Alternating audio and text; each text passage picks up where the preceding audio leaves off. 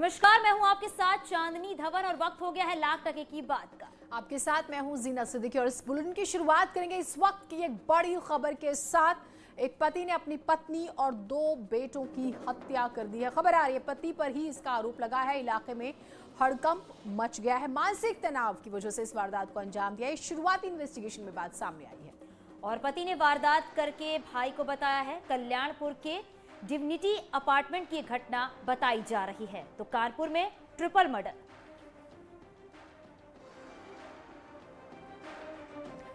और सौरभ हमारे साथ, हमारे सहयोगी जुड़े हुए। सौरभ, किस वक्त ये घटना घटी, क्या जानकारियां आ रही हैं?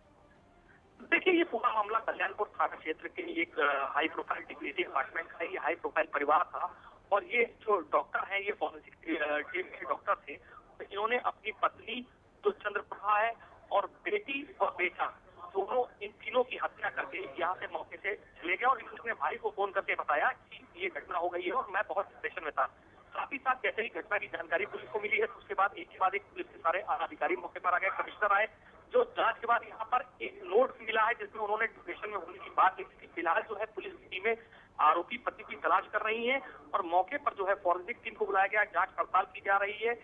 और सबसे बड़ी बात यह है कि एक जो अपार्टमेंट है इसमें आसपास 4 फ्लैट है, किस तरीके से उनको मारा गया है, क्योंकि काफी इस तरीके से अगर उनको पीट के मारा गया तो आसपास के लोगों ने क्यों नहीं आवाज सुनी है।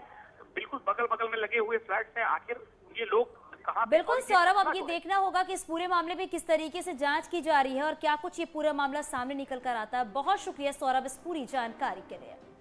और आगे बढ़ते हैं। कानपुर में रक्षा अनुसंधान विकास संगठन परिसर में 2 संदिग्ध युवक घुसने से हड़कंप मच गया। पुलिस ने इनके पास डीआरडीओ का फर्जी नियुक्ति पत्र और परिचय पत्र यानी कि कुछ डॉक्यूमेंट्स बहुत इंपॉर्टेंट बरामद किए हैं। पुलिस ने जांच शुरू कर दी है और हिरासत में लिए गए दोनों युवक केरल के रहने वाले बताए जा रहे हैं। इनको ना तो हिंदी आती है और ना ही इंग्लिश आती है। फिलहाल ये साफ नहीं हो पाया है कि ये लोग किस वजह से डीआरडीओ संस्थान में पहुंचे और क्या करना चाह रहे थे। उसमें 2 व्यक्ति थे जो आई कार्ड के साथ में प्रवेश करना चाह रहे थे। तो जो वहाँ के जो सुरक्षा अधिकारी हैं, लेफ्टिनेंट कर्नल, तो उनको थोड़ा शक हुआ। तो जब उन्होंने वेरीफाई किया तो वो जो आईडी से वो फेक निकले हैं, तो उन्होंने थाने पे सूचना दी और वो 2 व्यक्तियों को थाने पे लाया गया। उनकी वेरिफिकेशन भी कराई गई। एलआईयू से, लोकल और भी इंटेलिजेंस एजेंसी से भी उसकी वेरिफिकेशन कराया गया है। और जो लेफ्टिनेंट कर्नल साहब की तरफ से एक तहरीर भी प्राप्त है, उस पर एक मुकदमा भी लिखा गया और आगे की विधिक कार्रवाई की जा रही है। कानपुर के रक्षा प्रतिष्ठान DSRDO में 2 संदिग्ध को उस वक्त वहां के लेफ्टिनेंट कर्नल ने दबोचा जब वो आई कार्ड लेके ज्वाइनिंग लेने पहुंच गए। जब उनसे कड़क से पूछताछ हुई तो वो टूट गए और उन्होंने ये बताया कि ये आई कार्ड उनको किसी ने दिया है, क्योंकि वो मलयालम भाषा बोल रहे थे, इसलिए अधिकारी सेना के और ना ही पुलिस के अधिकारी समझ पा रहे। उसके बाद से आप देख सकते हैं सब मैं कोतवाली में खड़ा हूँ, कैसे पुलिस के, चाहे बात की जाए इंस्पेक्टर की, ACP की, यहाँ के एडिशनल DCP की और DCP, सब लोग उनसे पूछताछ करें क्योंकि केरला के ये 2 युवक आर्मी के इस प्रतिष्ठान, रक्षा प्रतिष्ठान में किस उद्देश्य से पहुंचे थे, किसने उनको ज्वाइनिंग लेटर दिया, ये आई कार्ड कहाँ से इशू हुआ, ऐसे तमाम सवाल हैं जिन पे से पर्दा उठना अभी बाकी है। पिछले कई घंटों से पूछताछ हो रही है क्योंकि भाषा उनकी नहीं समझी जाती है, इसलिए इंटरप्रेटर बुलाया गया जो उनके भाषण को बता देगा। लेकिन जो अभी तक निष्कर्ष निकल के आया है कि ये केरला के निवासी हैं और आई कार्ड इन्हें गाजियाबाद से इशू करके मिला था। विजिलेंस आशीष पांडे के साथ अमित गंजू, न्यूज़ 18 कानपुर। और अब बात करते हैं अयोध्या के बाद मथुरा काशी की बारी। आपको बता दें कि इस वाले बयान पर सियासत थमी नहीं थी कि डिप्टी सीएम केशव प्रसाद मौर्य ने चुनावी सीजन में आज ऐसा बयान दिया है जिस पर सियासी तूफान मचना तय। प्रयागराज में केशव मौर्य ने कहा है कि बीजेपी ने लुंगी और जालीदार टोपी वालों से निजात दिलाई है। अब किसी के जमीन पर कब्जा नहीं होता, अपहरण नहीं होता, आपके घरों पर चढ़कर कोई धमका नहीं सकता। पहले कितने लुंगी छाप गुंडे घूमते थे, जालीदार गोली टोपी लगाए हुए, राइफल रिवॉल्वर बंदूक लिए हुए व्यापारियों को डराने और धमकाने का काम कौन करता था? आपकी जमीनों पर कब्जा करना और कब्जा कर ले तो शिकायत करने भी मत जाना, ऐसी धमकी कौन देता था? या सारा कुछ याद रखना, मेरा इतना ही कहना है। से पहले ये बयानबाजियां और सुनने को मिलेंगी। चुनाव करीब है चांदनी, और ये चीज़ हमें नजर आ रही है रोज रोज। खबरों में आगे बढ़ते हैं। यूपी के राज्य मंत्री ठाकुर रघुराज सिंह ने डिप्टी सीएम केशव प्रसाद मौर्य के मथुरा को लेकर बयान जो दिया था उसका समर्थन किया और कहा कि अयोध्या और काशी के बाद मथुरा की बारी है, क्योंकि श्री कृष्ण जन्मभूमि हमारे एजेंडे में है। मथुरा हमारे आराध्य श्री कृष्ण की भूमि है और उसके लिए हम हर तरह की बलि चढ़ाने को तैयार हैं।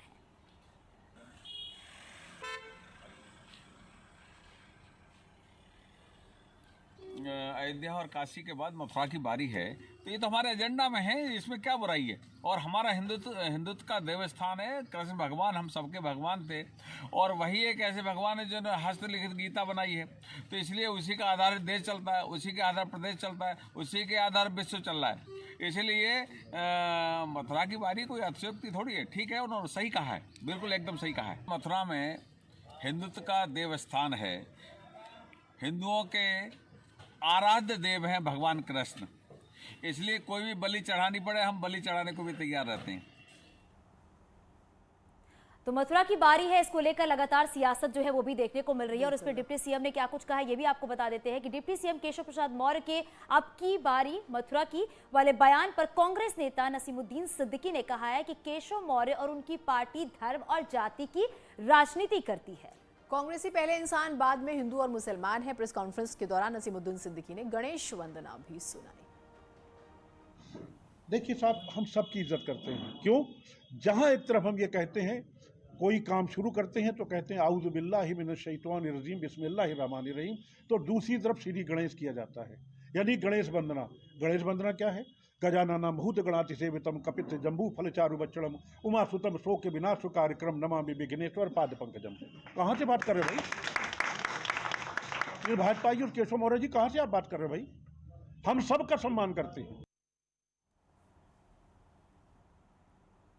तो रोज नई बयानबाजी आपको सुनने को मिलेगी। मिशन बुंदेलखंड की बात अब हम कर लेते हैं, क्योंकि चुनावी प्रचार प्रसार यहां भी शुरू हो गया। बुंदेलखंड में आज समाजवादी पार्टी की विजय यात्रा का समापन हो गया। ललितपुर के बाद यात्रा लेकर झांसी पहुंचे अखिलेश यादव ने चिरगांव में रैली की। तो कांग्रेस पर बड़ा हमला करते हुए अखिलेश यादव ने कहा कि मुझे कांग्रेस पार्टी का रोल नहीं पता है, जनता उन्हें नकार देगी, हो सकता है कि उनकी गिनती 0 हो जाए। प्रियंका गांधी कांग्रेस का क्या रोल रहेगा इस बार, और बीएसपी के लिए क्या करेंगे? कांग्रेस पार्टी का मुझे रोल नहीं पता है, लेकिन जनता निकाल देगी, नकार देगी जनता। दूसरों के लिए कुछ कह रहे थे, क्या कहेंगे सर? नहीं, जनता नकार देगी, हो सकता है उनकी गिनती 0 हो जाए। और अब बात करते हैं सीएम योगी आदित्यनाथ आज गोरखपुर में रहे। आपको बता दें कि सीएम योगी आदित्यनाथ और केंद्रीय सूचना प्रसारण मंत्री अनुराग ठाकुर ने आज गोरखपुर में एफएम आकाशवाणी केंद्र का वर्चुअली लोकार्पण किया।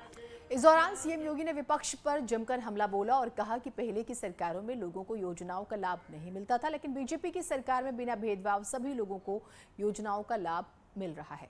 और केंद्रीय सूचना प्रसारण मंत्री अनुराग ठाकुर ने कहा कि पूर्वांचल के लोगों की मांग थी कि दूरदर्शन पर भोजपुरी में भी कार्यक्रम दिखाए जाए। हम सीएम योगी जी के सामने घोषणा करते हैं कि 11 दिसंबर से 1 घंटे का कार्यक्रम रोज दूरदर्शन पर दिखाया जाएगा। ये पिछले 4 दशकों से मांग चली आ रही थी, और 4 दशकों के इस इंतजार को आपने यहां पर पूरा किया, और आज यहां पर इसके साथ ही 11 दिसंबर से आपने इसकी घोषणा की है। मैं इसके लिए पूर्वी उत्तर प्रदेश और भोजपुरी क्षेत्र की जनता की ओर से विशेष रूप से धन्यवाद दूंगा कि दूरदर्शन केंद्र के माध्यम से भोजपुरी का प्रसारण और भोजपुरी के रंग कर्मियों को एक मंच मिलेगा, क्योंकि गोरखपुर तो पहले इस कार्यक्रम को कर चुका है कि यहां से उन्होंने भोजपुरी के एक सुपरस्टार को गोरखपुर से सांसद चुना है आदरणीय प्रधानमंत्री जी की प्रेरणा से, और आज आपने भोजपुरी को दूरदर्शन केंद्र के माध्यम से प्रचारण की सुविधा दी है, और 11 दिसंबर से सुविधा प्राप्त होगी। पर माननीय प्रधानमंत्री जी की और माननीय मुख्यमंत्री जी की इच्छा थी कि भोजपुरी भाषा में भी कुछ कार्यक्रम किए जाए।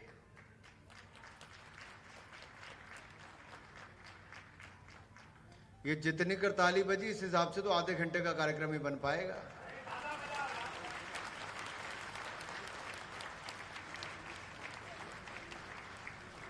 ये पहली बार होने जा रहा है कि दूरदर्शन के प्लेटफॉर्म पर भोजपुरी भाषा में। और हम इसको कांग्रेस की तरह नहीं कि आज घोषणा की तो 70 साल तक इंतजार करना पड़े, नहीं। हम आज घोषणा करने जा रहे हैं, योगी जी के सामने करने जा रहे हैं। 11 तारीख से आपको 1 घंटे का कार्यक्रम रोज भोजपुरी में हम लोग दूरदर्शन पर चलाना शुरू कर दें। और अब बात करेंगे राहुल गांधी की। राहुल गांधी ने आज प्रेस कॉन्फ्रेंस की किसानों के मुद्दे को लेकर और सरकार पर सवाल किए। कई सवाल उन्होंने खड़े किए। राहुल गांधी ने कहा, गलत कृषि कानूनों की वजह से करीब 700 किसानों की जान चली गई। और हैरान करने वाली बात तो यह है कि सरकार के पास मौत का आंकड़ा नहीं है। इससे साफ पता चलता है कि किसानों की मौत पर सरकार असंवेदनशील है। कांग्रेस की मांग है कि किसानों के परिवारों को मुआवजा।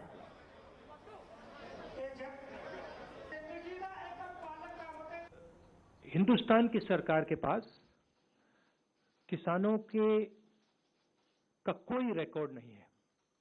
उनको ये नहीं मालूम कि ये कौन से किसान 700 किसान हैं, इनके नाम क्या हैं, इनको कुछ नहीं मालूम। पंजाब के सरकार के पास 403 नाम हैं।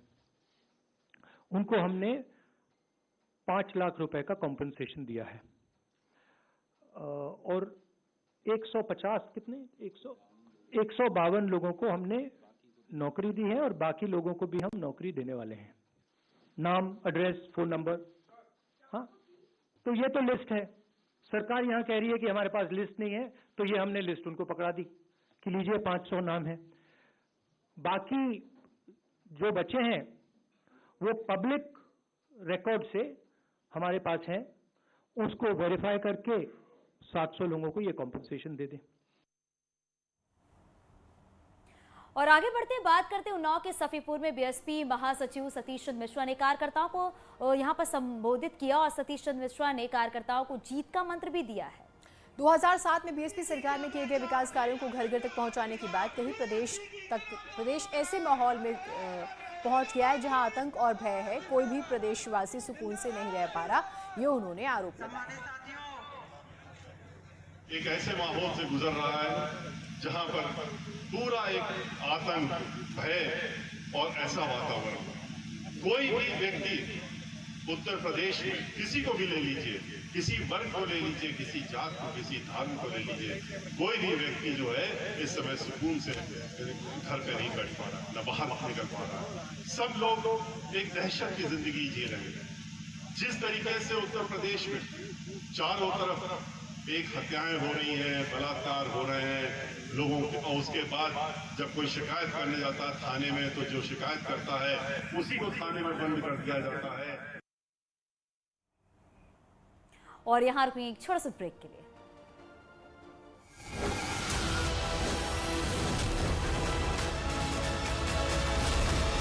समेत 5 की मौत। कानपुर में जीएसबी